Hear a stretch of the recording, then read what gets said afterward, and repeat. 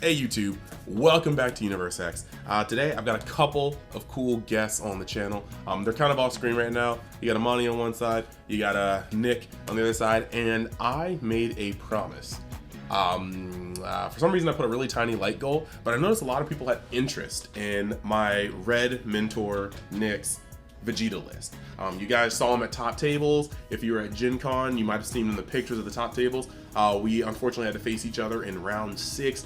But frankly, if you like the go-on list, you should know that I wouldn't have known how to play that deck efficiently without playtesting with Nick to a high degree. He's playing the superior leader, and he's actually going to go into the deck list and show you why. So, the normal plugs, if you haven't been to the Facebook group already, try doing so. It's a great forum just to find people that like the card game like you, little spoiler stuff, all sorts of information. There's also the normal Facebook group for the card game that does the things. You have Universe X, which is the group that I maintain along with my homies, and then you got the Discord, which we talk in occasionally.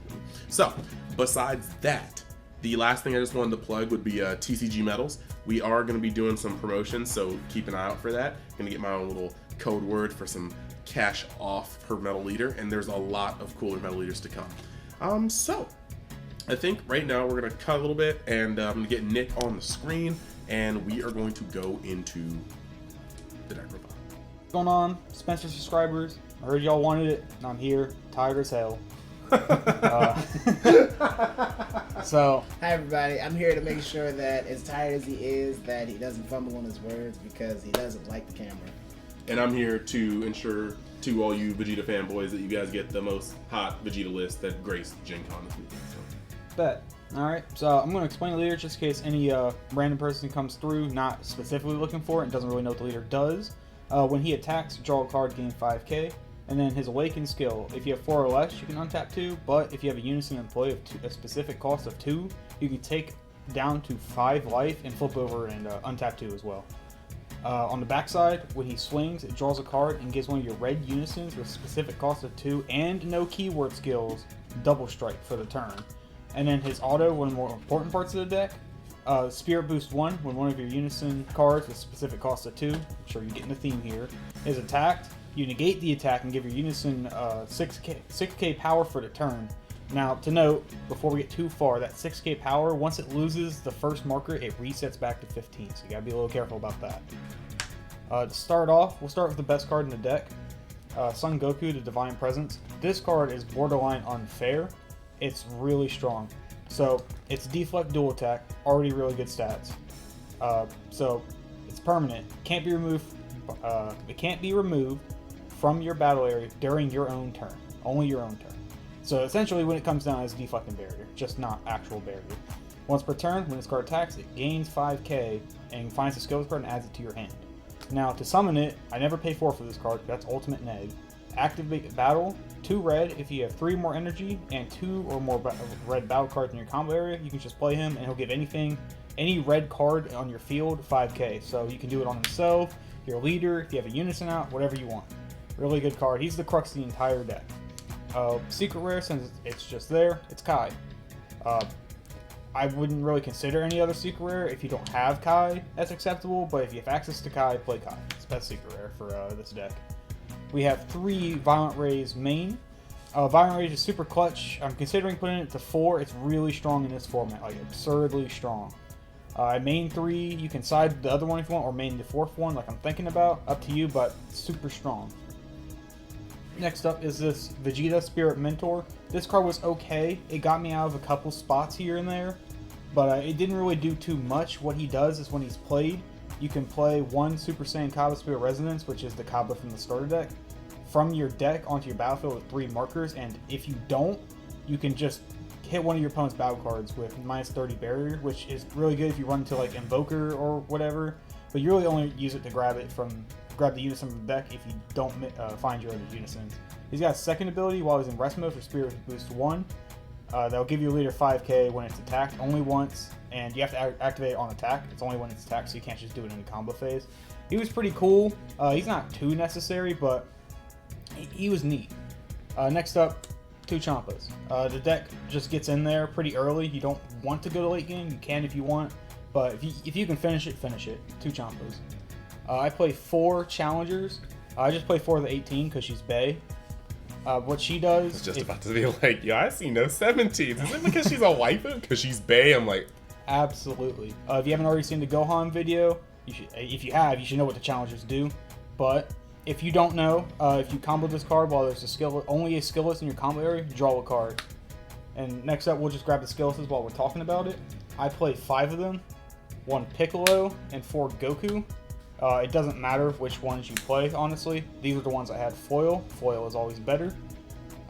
These 2 cards, along with this one and 1 other card, I'll grab him while I'm talking about it. This is the main combo of the deck. The main bread and butter, just like Gohan, same exact thing. This. Your skills's, your challengers, your one-drop Gohan, and your divine presences. You just, if you can get this card out for basically getting no cards out of your hand, which is what happens when you go the full combo of one-drop Gohan into comboing a skillless, draw a card for the auto, then Challenger, that's your 2 red, Divine Presence on the field. And he technically goes -1 from hand when you play him, but when he swings, he'll replace that. You break even there, you're drawing, you're dead ass getting a card every time you swing with your leader, and every time you use your Unison's +1 skill. We're playing Piccolo, I'll show him later if you don't know what he does. You should though. You just draw mad cards and you filter a lot. So that's this is the main point of the deck. You just want to do this into the Divine Presence. Super strong. Card's basically untouchable. After that, we play these are my 2 overruns in the main deck, fighting against Fate. Going back to the double Champa, if you want to finish the game somewhere around turn 3, turn 4, you can go the late game. You don't really want to, because then cards actually start to do things that are better than Divine Presence. He's strongest in the mid game because he's so overstated for coming out turn 3 with 2 mana. So this is like your finishing power after you get your value here. Super combos. Raditz. Play 4 of, or you're bad. I don't need to explain that one too much. We only have 3 of this Yamcha counterplay. Now normally I'm a big advocate for playing 4 of this card, but it's not great in this format. There's any card that matters has deflect, or it doesn't kill immediately. If it doesn't kill it immediately, it's kinda meh. It's good against the Bojax and Soul Striker, but anything that matters, it kind of just doesn't touch. It's bad in the mirror. He has deflect. It's not the greatest. So I cut 1. I wouldn't go lower than 3. It's still Yamcha. It's still free. We like free. Free is very good. Following the negates that we talked about earlier, I play Imposing Presence, 2 of them. They're also free, kinda. You don't have to pay mana, but you still do have to discard a card from hand to play if you're at 3 or less. It's kind of clutch. I typically just want to raise my opponents out of the game, but if they have a wider strategy, or I don't have raise in hand, or I want to make a risky play, and I have Imposing Presence in hand, it makes it all much more safer. What it does is, on counterattack, it gives the attacking card, important, attacking card, -10, ignoring barrier for the turn. And then if the opponent needs to attack again, they have to give their next attacking card -5. So if you minus the leader, let's say it's SS4 Vegeta, the ramp deck, if you minus their leader with this, it'll give it -10, it'll stand, and it'll still be a 5 leader, and then every other swing after the turn is -5. So like if he swings the leader again, so it stands on counterattack, it'll be a 0k, so you don't have to worry about it anymore. Good for those wide boards. I main 2 Broly Crown of Retributions. Since the format got way slower, people are either purposely leaving 2 up, or just not having enough stuff to do in hand during their own turn to warrant spending mana. So 2 crowns pretty punishing, especially in game 1 when they don't really expect you to play crown. You just slap that down, and you can either take their counterplay from hand, because it's mostly blue decks that do this. If they want to God Sealing it, cool. If they don't, the Clairvoyance is the big part. Of course, you could get rid of a battle. You can get rid of super combos, all kinds of good stuff in this card. But the best part is just getting full knowledge of the hand to decide whether you need to kill them or not. Next up is, I played 2 of these Whis, another Searcher.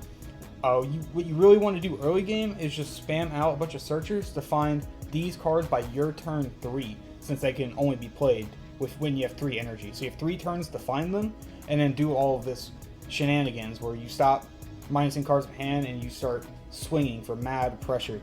So, I mean, I'd play 6 Gohans if I could, but that's illegal. So this card is essentially, I didn't explain it yet. If your leader is a red Vegeta, reduce its energy cost by 2 in hand, so it's a 1-drop. And then when you play this card, you can either look at the top 5 cards of your deck and choose a red Unison card with specific cost at 2, or you can grab a U7 of 4 or less, same as this Gohan, except it doesn't have the auto skill, the limit 1. It's just there for filter, but it was a game changer. We didn't have it at first, and we put it in, we tested it. It makes a deck like twice more consistent. I keep talking about the unisons. I play 5 of them, so we'll go into those right now. It's Piccolo Jr. Unison, the best red unison. Play it. I play 1 Kaba just because I play these Spirit Mentors. Kaba was okay. It got me a win technically with the -6 because my opponent was at 3 life, and I -6 gave my leader a beam for the turn, which is what he does. I'll explain all this stuff after I talk. And then hit my opponent down to 2 so I can chomp him next turn. But what he does is he has an auto limit 1. When this card is placed in your drop area from your unison area, you can choose one of your red leaders and give it 5k power for the turn. So if your opponent smokes it off your board on your turn, like through your leader skill, it'll beam your leader. Or if you have him in your battle area and you play Piccolo over him, it'll give your leader plus 5k boost for the turn, since it is going to the drop area from the leader area, and it doesn't specify what turn. Its activate main is a +1. Choose up to one of your opponent's battle cards or unison cards and gets -10 for the turn. The unison part's kind of important. If they play a smaller unison, like the 1-drop unisons that have under 10k, it's +1, take a marker off it. Or what I was doing a lot this weekend, I was taking one of the 15k unisons down to 5, and you can swing Weset at 5 for 5, and then use the rest of your bigger attackers to swing on it if you're really trying to get the unison out the way. The Piccolo unison, I'm pretty sure we all know what it does, but I guess I'll explain it anyway. The only 2 skills that actually matter are its auto. When your opponent activates a counter skill, any counter skill, choose one of their battle cards with 15k or less and KO it. Super huge for decks that really want to spam the board while you're trying to play your game. You sit him on the board, anything meaningful, you can any of the small annoying things that are just going to annoy you when they swing, like prospects or any of that shenanigans, just dies immediately. And they have the Bojack package. If they go to play it, you can do some tricks like Yamcha it, and then on their next counter it can kill it, because it kills anything 15 or less currently, so it doesn't have to be original power. For the last couple of cards, I have 2 testing the oppositions. It's a great card since your leader flips over and goes down to 5. What I like to do is, I typically have one in hand by then. On their first swing, I just slam a testing the ops. Like in specific scenarios, obviously, you can save it if you know your opponent's going to do some wild stuff during their turn. But typically, I'll just go testing the ops, take a life down to 4, super combos are alive, and then I'll just block the next attack for max value. I wouldn't get too greedy with the blocker. I just do it. People like to try to trick you and swing with something like small to try to make you not use the blocker and then smoke it off the field of like a secret identity or some removal effect. I just block it. It's a 5k. You've got your value if you block 1 attack. Just do it. Surprisingly, one of the better cards in my list. I didn't expect it to do so well, but it did great. This Frieza Death's Embrace. I'm going to explain this one because it's not actually used in every red deck. It's a 1-drop. When you play this card, draw a card, and it's got Activate Battle. Unlimited, not once per turn. Choose up to one of your opponent's leader cards or battle cards, and it gets -10 for the turn. This card messed so many people up just by sitting there. The fact that I could sit there with 4 to 5 energy and I just stare at them. You can swing at me, but none of that's going to do anything because I'm going to neg all your stuff, and I'm not going to break anything from my hand. I'm going to keep my hand advantage while getting out of these attacks, which is huge if you're trying to play a value game. He's pretty easy to remove though, so I wouldn't rely on him, but I typically just use him to bait out one of the removal skills so it doesn't hit Divine Presence. So they have Secret Identity, they have it. I mean, he was going to remove Divine Presence or whatever anyway, and that's cool. And the last card I play is kind of like a second secret rare. It's New Roar. New Roar snapped. Put him to the camera for me. Oh, Winter New Roar, excuse me. Oof. I robbed a guy for this. Anyway, we're not going to talk about that. Bang, bang. And that's the main deck. The main deck is pretty close to perfect, I think. I at this event, I know most of y'all asked for it, but since some of y'all here that didn't ask for it, I went 5-0-2. No, that's wrong. I went 5-2. Just 5 wins, 2 losses. I lost to Big Man here in the mirror. That's from I think it was round 5. It was round 6 because I thought if they didn't give It was round 6. Was it round 6? Was it the last round before they added the extra round? Was the round before that? It was round 6. I lost to him round 6, and then round 2 I lost to Legends playing Invoker. It happened. I wasn't really thinking about Invoker when making the deck or side deck, so I had to adapt mid game. He got me game 1, game 2. I went to my side, which we'll talk about in a second, and I was able to get him in game 3. He just pulled it out because he's an amazing player, so definitely got me there. And then I guess next I'm going to move most of these, and we'll go to the side deck. Those are the cards that matter. What? So. Alright, and now to the side deck. We'll start off with Fu, Shrouded in Mystery. I typically side it in versus blue matchups. Yes, they can God Sealing it, but you also have Crown of Retribution. So if you side him in, you can make your game plan to take every single God Sealing out of their hand. Whether they God Sealing him outright, which typically they'll just Matsu it because that card's insane. Or if they don't have it, you can just keep ripping it. Like turn 4, turn 5, you can do your normal pressure turn with Divine Presence since he costs such low mana. And you can use the rest of it, you know, maybe 2 crowns and leave 1 open for Violent. Typically ends the opponent's turn if you Violent them. So that's what I typically do. And it just ends the game. It's Fu, Shrouded in Mystery. I side a little anti-hand destruction package. Let me bust out all of those real quick. 2 Saiyan Cabas, 3 Deborah, 3 Monkey. I really, really do not like hand destruction at all. I hate it. The deck struggles without these cards typically if you don't go first. If you go first, you'll be okay because you get the 3 mana to play this card before they can get a real defense. So you can do a big turn where like you go to 3, you have your unison on board, you swing, combo, do all your shenanigans, play one of these, flip over, untap your 2, play another. If you do that, if you can get them down early, you can typically get close enough after they destroy your whole hand. If they're sitting at a lower life total, it's doable. But if they're at like, typically at 4 because they need 4 to do their effects. If they're at 4 and you have no cards in hand, it's almost impossible to kill them. So you can get them down early, so you can like go into top deck mode and really mess their shit up. So when it comes to siding these guys, I literally just anti-hand destruction. Monkey is self-explanatory. If they're in the drop area, draw 2.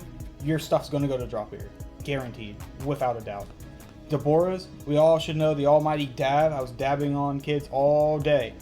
Deborah, when he's discarded by opponent's skill, when he's discarded, you can pay 1, slam onto the field. When he's played, draw 2. If they only discard 1 card from hand, you just got a free body and went even in hand. The Cabas are interesting. Next up, because since the leader flips over to 5 and the Cell Surge leader does not have to swing at you, I typically use these to get myself to 4, because the only other Self-Awakening in the deck is Testing Out, and they have to swing at you. So if they just don't swing until they're ready to destroy you, and you have a handful of Rad Super combos, you're done. So 2 of these guys, swing once, take a life, it's double strike. You can get in there. It definitely got in there for me today. It performed like pretty heavily. Like I had almost considering putting this card in main, but I still gotta think about it. 2 robots. In case these aren't for the hand construction, so we'll put those somewhere else. The robots, they're good against, you know, typical matchups. I guess the matchups people should really think about siding these in is versus the Kid Icarus deck. Or not the Kid Icarus, that's a game. No, Kid Icarus. Is it Kid Icarus? It's definitely Kid Icarus. Anyway, well, it's Gohan Icarus. Gohan Icarus, I just call it Kid Icarus. You side it versus that, they play all kinds of wild shit during your turn. All of it, but it's all 20k or less. So you pay 1, go even in hand, stare at them, and proceed to swing. If they play something during your turn while this is up, it's gotta be big. And if they're negging cards to do it, that's better than just sitting there with 20 cards in hand. You gotta do something. If you're already 18 minutes in this video and you're already here, little nugget of wisdom. If you're trying to play red decks, establishing your Divine Presences on your turn and then starting off your turn with a Koitsukai and then pushing into their board is the likeliest way for you to drain hand or deal damage, because the deck doesn't really do a lot of negates. The deck has a lot of come into play shenanigans, and you prevent them. Nobody's gonna go neg 2 to play a Bojack. You're already going neg to play the Bojack or breaking even. So that's actually one of the surefire ways to put pressure on that deck. Absolutely. That's all I really had for the deck. I wasn't expecting too many of it. I played day 1. I didn't run into any of it at all. Thankfully, it's not a good matchup since I've learned since. So it's the only thing. In main deck, you do have the Spirit Mentors that go through their barrier guys like Slug and Bojack, but it costs 3 mana. We can just play Kaioken. So if you build your own side, I recommend Kaioken. He's not in here, but he probably should be. Next up, a card probably people aren't really expecting is Vegeta Resolve Renewed.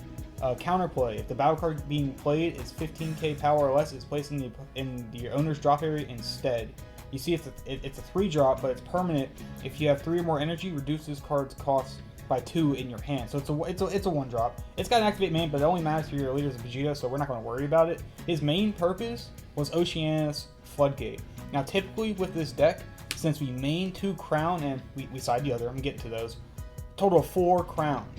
Any topo, that's the only thing we have for topo, it's the only thing you need. Crown's insane. Oceanus is the only floodgate to not cost 2 that messes with our deck. Anything that costs 2 is just crownable. I'm just going to crown, I'm going to look at your hand, and then I'm going to take it, and then I'm going to stare at you and decide whether you're dead or not. Oceanus does cost 2. Does she cost 2? She costs 2. She's a 5-drop. She goes down to 2 because she was. All topo effects cost 2, except like some very unique ones like Robot Mecha or like Prospect, which are like semi-topo effects. Because I thought it was for Oceanus though.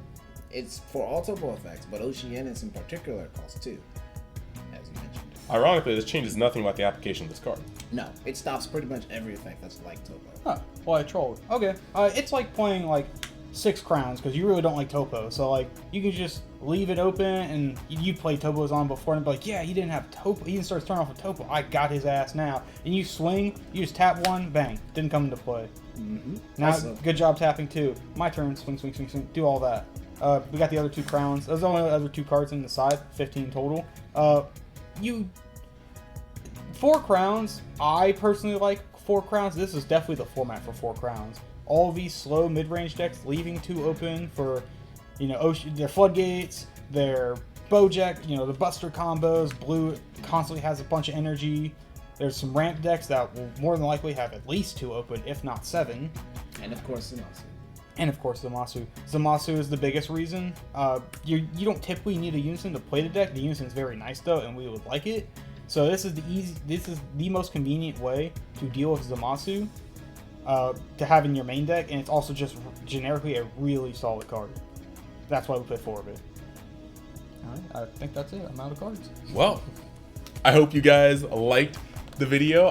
Had a bunch of you boys in the Saiyan Army group asking for the Prince of all Saiyans himself. I also wanted to just give the shine because, like I said, I would not have been able to perform if he had not taught me how to play the deck and how to go up against certain matchups. We played against each other quite a few times, so it was a little disheartening to get paired up against each other in what we thought were to be the last round.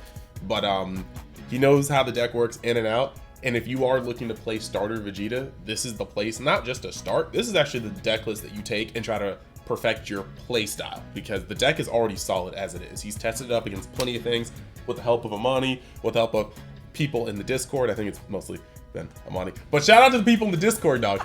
You guys all matter, and I'm not saying that ironically. I mean, you guys all matter. But thank you guys for watching. I've got a lot more content to put out. We started getting spoilers for set 15, and I was in Gen Con in Indianapolis, so I'm gonna start getting into that. People have been asking in the Gohan profile, which if you haven't seen, link is in the description and will be in the little in card title. Go see that. People have been asking for how to play Gohan, so I will make that video. There's just lots of stuff to do. There's a whole bunch of stuff to do. So stay tuned. Thank you guys for being a part of the channel. And if you like the content, smash that subscribe button. Saiyan Army, do it for your prince and for the undisputed King of Red in my heart. And probably at your locals or your event if he shows up, because he's pretty good with it. So yeah, thank you guys, and I'll see you next time inside Join Universe X.